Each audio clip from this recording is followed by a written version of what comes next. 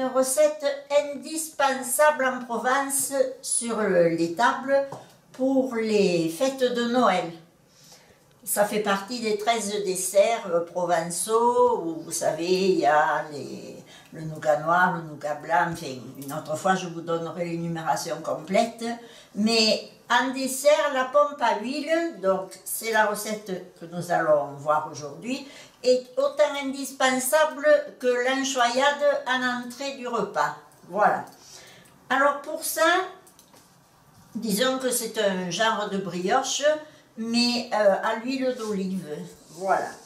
Alors pour ça, il vous faut 500 g de farine.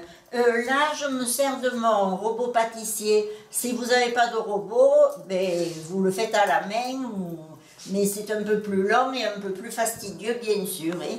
Voilà. Alors, donc là, 500 g de farine. Le sucre, vous avez toutes les proportions en début et à la fin de la vidéo, comme d'habitude. Hein. Ensuite, je vais prendre une cuillère, la cuillère, je l'ai là. Je vais faire un pull. Vous y mettez une pincée de sel. Et là, vous mélangez pour pas que votre levure soit en contact direct avec le sel. Et voilà. Voilà. Et ensuite, vous y mettez 30 g de levure fraîche du boulanger. Voilà, vous les mettez. Et je vais mettre mon bol en place pour... Alors, au robot, vous mettez le crochet pour pétrir les pâtes. Hein. Voilà, alors donc je mets mon bol en place. Je mélange un peu. Voilà. Et là, j'ajoute mon eau tiède. Et pas trop chaude, pas froide, mais tiède. Hein. Voilà.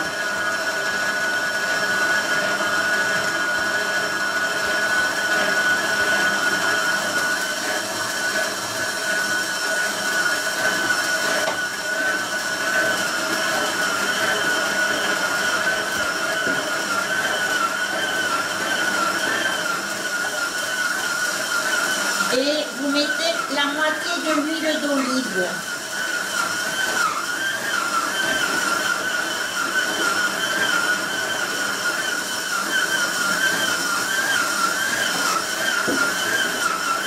Ainsi que ma fleur d'oranger. Alors là, j'en ai mis 2 cuillerées à soupe. Vous verrez selon vos goûts. Voilà.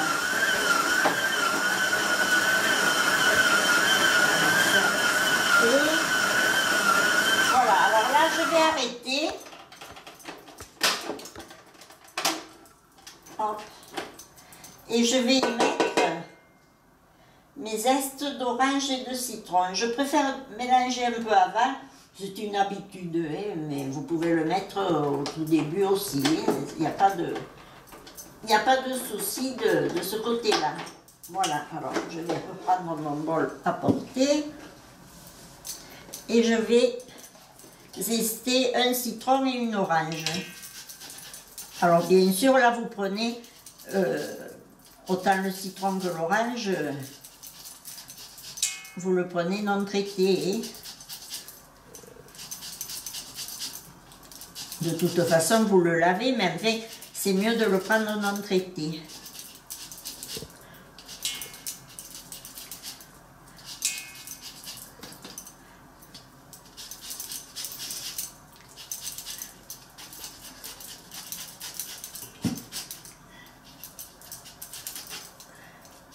Tu coupes là.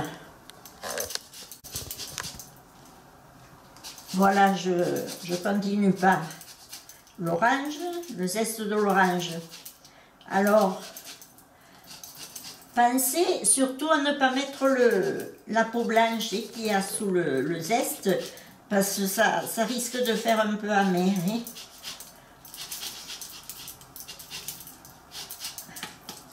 Alors vous prenez un zesteur, celui-là il est super de zesteur.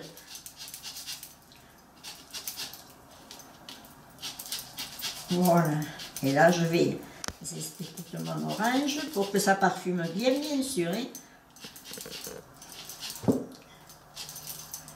On se retrouve quand j'ai fini de zester. Ça y est, j'ai fini de zester mon citron et mon orange. Voilà. Et je remets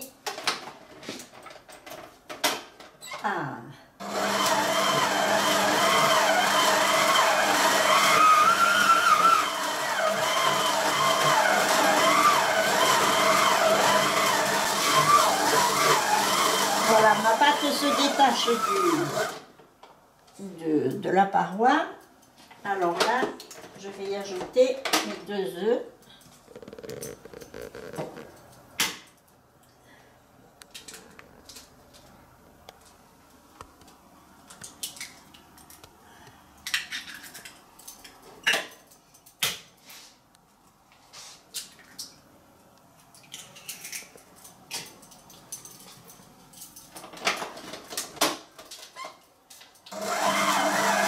Et vous refaites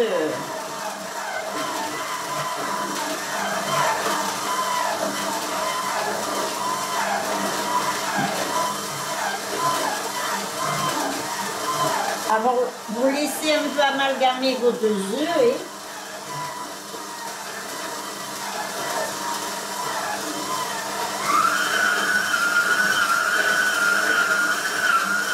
et vous ajoutez la moitié de l'huile d'olive qui vous restait.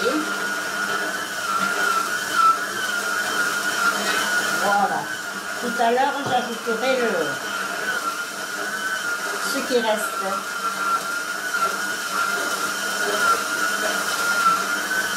Et là, il faut à peu près 10 minutes de pétrissage. Alors, on se retrouve au bout de 10 minutes. Voilà, alors ma pâte... Vous voyez, je vais vous la faire voir. Vous voyez, elle fait bien le ruban. Et là, je vais finir la dernière phase. Je vais ajouter dans le reste d'huile d'olive, puisque j'en avais mis la moitié, puis encore la moitié. Et là, je vais mettre ce qui reste pour terminer le pétrissage de ma pâte. Et allez, voilà.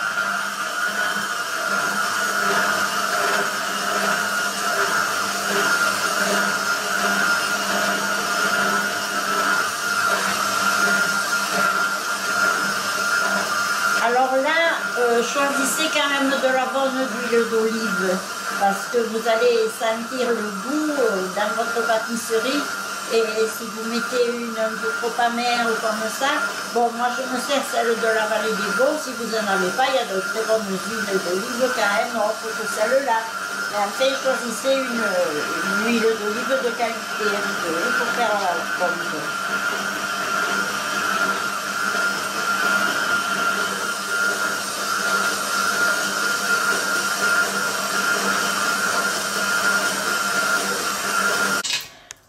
Voilà, alors ma pâte a été battue pendant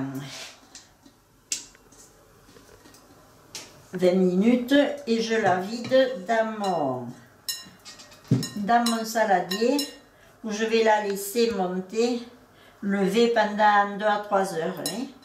Voilà, j'y mets un torchon dessus et près d'une source de chaleur ou tout au moins à l'abri de courant d'air dans un endroit le plus chaud de votre maison. Voilà. Et on se retrouve quand elle aura levé. À tout à l'heure. Voilà, alors après 3 heures devant, je l'ai mis devant la cheminée, moi, et voilà. Regardez comme elle est belle cette pâte. Hein. Ça, elle a bien levé et tout. Alors là, il faut tout simplement la dégazer. Alors là, avec le poing, hop, j'écrase. Vous allez dire, c'était pas la peine de la faire lever. Et si, c'est il faut le faire quand même pour qu'elle reprenne après de la force, puisqu'on va la refaire lever encore. Voilà. Et là, je vais faire de nouveau, hop, ma pâte. Je vais la former en boule de nouveau. Voilà, vous voyez comme elle se laisse bien faire là. Voilà, hop. Et là, je la prends et je la retourne. Voilà. Et là, je vais la couvrir avec du film alimentaire. Je vais me rincer un peu les doigts parce que je ne veux pas travailler avec les mains pleines de farine et de pâte. Et là, je vais la mettre au frigo pendant minimum 3 heures. Si vous voulez, selon si ça vous arrange même comme ça, toute une nuit au frigo et le lendemain matin, vous la reprenez et je vous expliquerai la suite. Mais donc, c'est minimum 3 heures encore de lever ou je vous dis, jusqu'à 6 heures au frigo. Là, je la mets au frigo maintenant, hein, au lieu de la mettre devant la cheminée, ça va lui faire un chaud et froid. Voilà. Et là, je laisse une petite fenêtre, vous voyez, ouverte, hop, dans mon film alimentaire, pour dire qu'il y ait un peu d'air pour ma pâte. Voilà. Et elle part au frigo jusqu'à demain matin. Voilà. Voilà. Alors après une nuit passée au frigo, dans le bas du frigo, hein, vous voyez comme elle est belle ma pâte. J'enlève mon cello frais. Et là, je vais faire alors je vais d'abord fariner ma plaque en silicone.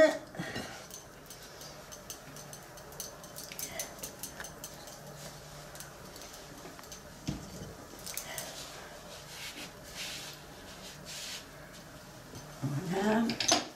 Je passe également mon rouleau parce que je vais m'en servir. Et voilà.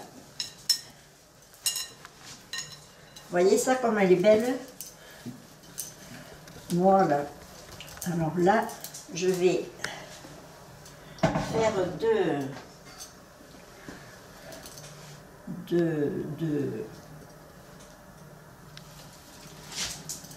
je pourrais en faire plusieurs, mais moi on préfère qu'elles soient un peu plus grosses que de faire des petites. Alors voilà, ça je vais le mettre en attendant là et je vais façonner ma pâte.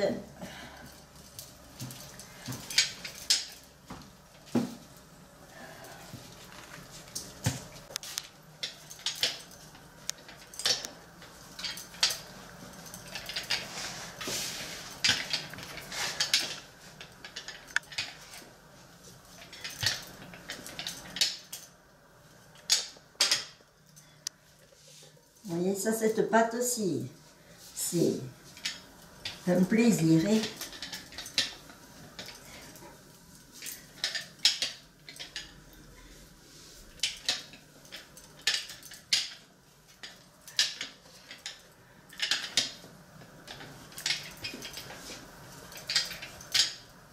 Voilà, à peu près un demi-centimètre d'épaisseur.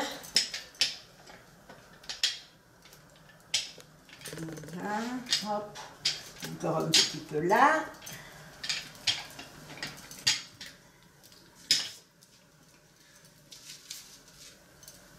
Voilà, voilà. Je vais la mettre sur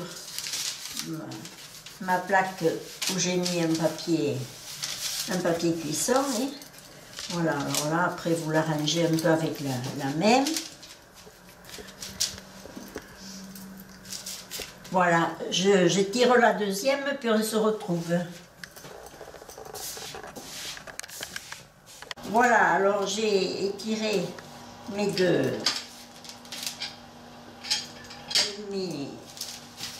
de pompe. Voilà, j'arrange un peu, je les façonne un peu. Voilà, bien bien. Voilà. Et là, au centre, j'ai pris un petit emporte-pièce. Alors à peu près au centre, ça fait là. J'ai fait une entaille arrondie. Voilà. Là, je le laisse. Et ensuite, vous faites... Normalement, c'est 5 ou 7. La tradition veut que 3,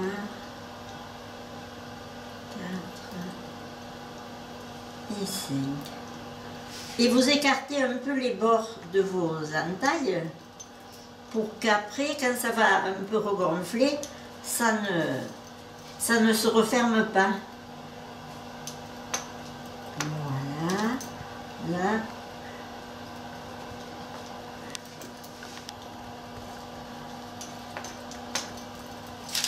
Alors, voilà pour une.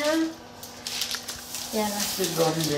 Alors là, c'est pareil, je vais arranger ma pâte un peu avec les doigts pour la mettre à la forme que vous voulez. Voilà.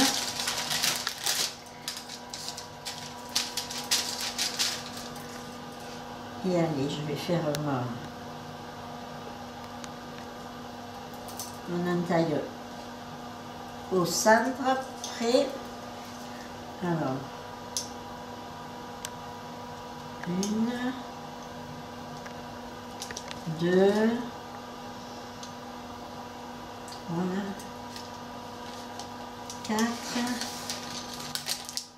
et 5. Ça, c'est selon ce que vous préférez. Moi, je fais comme ça, mais après, chacun est libre de faire comme ça lui plaît. Et voilà.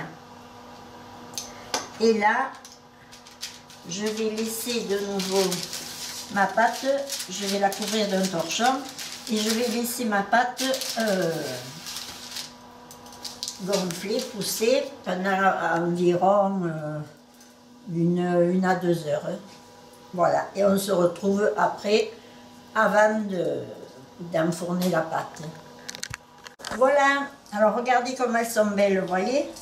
Alors là, je peux séparer un peu si je veux, mais enfin c'est bon là. Hein?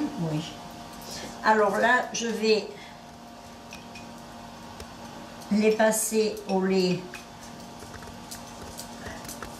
pour dire qu'elles soient plus dorées après à la cuisson. Alors je l'ai sorti du frigo et là je parle du lait, je l'ai sorti du frigo quand j'ai mis mes pompes à regonfler, à repousser.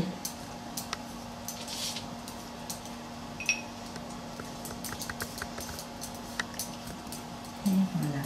J'ai mis mon four à préchauffer.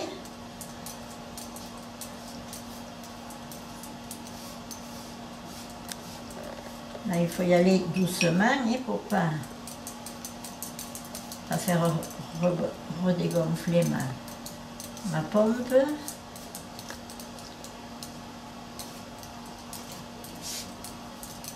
Voilà.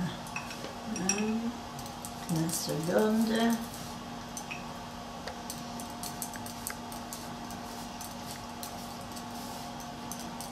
Et là, je vais enfourner pour 20 minutes, à peu près, vous surveillez. Le four, je le mets à 160.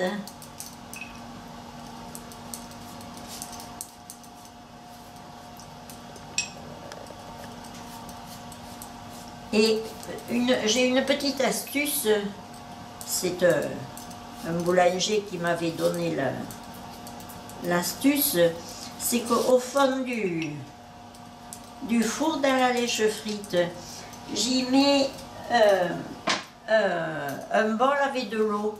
Comme ça fait un peu de la vapeur dans mon four en cuisant. Et voilà, et elles vont repartir au four tranquillement.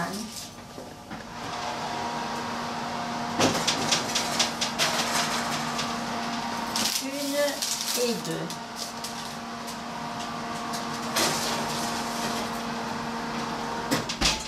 Voilà, et encore une fois, on va se retrouver dans à peu près 20 minutes dès qu'elles sont cuites. À tout de suite. Alors voilà, 20 minutes dans le four, et regardez-moi ces deux belles pompes. Alors là, on va les faire briller, vous voyez.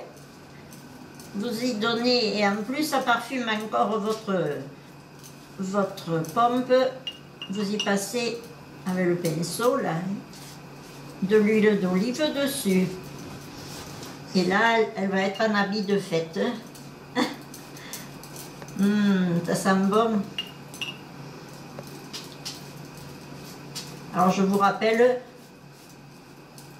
pour faire cette pâtisserie, servez-vous quand même d'une bonne huile d'olive. Hein?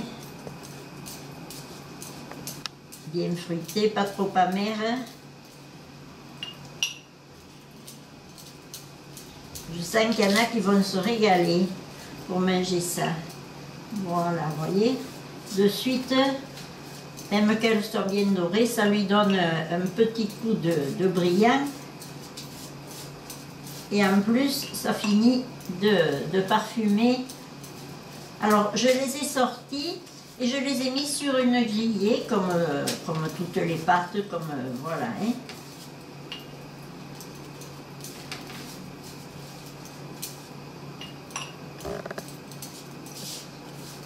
Et voilà.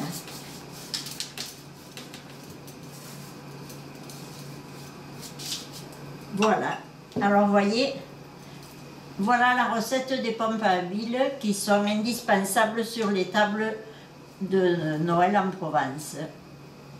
J'espère que cette recette vous aura plu, que vous allez la refaire avec succès et que votre famille va apprécier, bien sûr, vos amis.